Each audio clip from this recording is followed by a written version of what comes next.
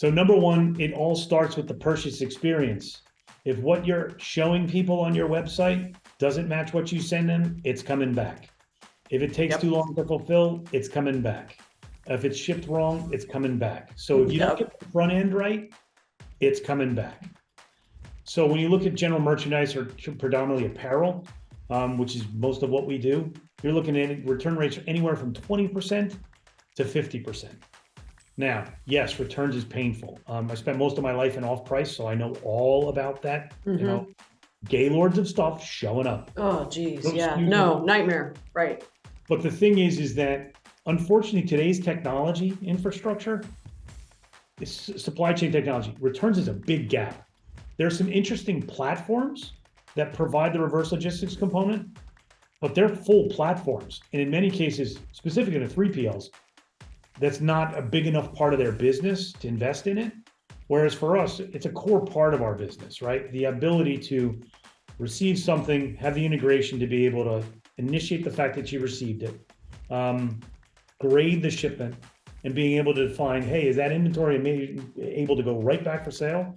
And then what do you have to do to it? You got to bag it, you got to tag it.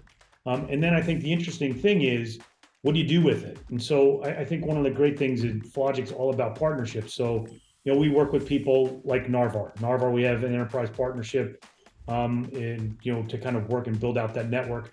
And, you know, we're talking with a bunch of things, and they're talking with some of our carrier partners. We're also working with folks that are dealing with previously loved merchandise to be able to resell that inventory. So I look at it as a revenue opportunity and a margin saver, because since most folks don't want to touch returns, the biggest problem is if you have a 25% return rate and you ship 100 units, there's 25 units that could take, if you're a good retailer, it's 15 days. If you're a digitally native brand that has problems, it takes 35 plus days to get that inventory available for sale. You might use a platform where you can do that return immediately when the customer gets their money, and then everybody takes a sigh of relief and says, I don't have to do anything. That's a margin killer. If you have full price inventory you can't make available for sale, that's a huge problem.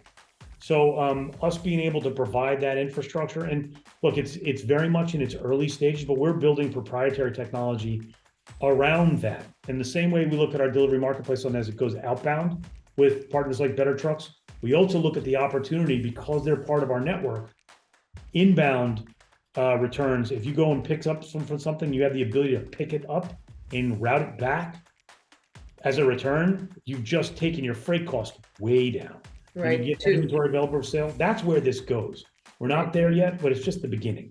Yeah, I mean, think of it. It's the age-old issue of deadhead miles. If you're sending somebody out to drop off a package, and if somebody says, "Hey, I got a package that you can pick it up," and we through the technology, we have the ability to scan it and pick it up and see if it's a valid return.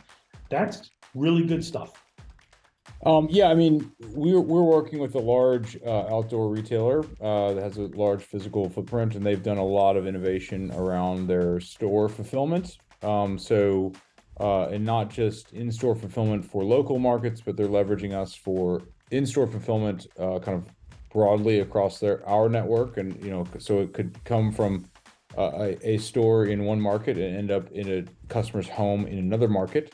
But we are doing, you know, pickups at large retailers every day that are, you know, outbound, and we envision that as being a channel back to those facilities for the return.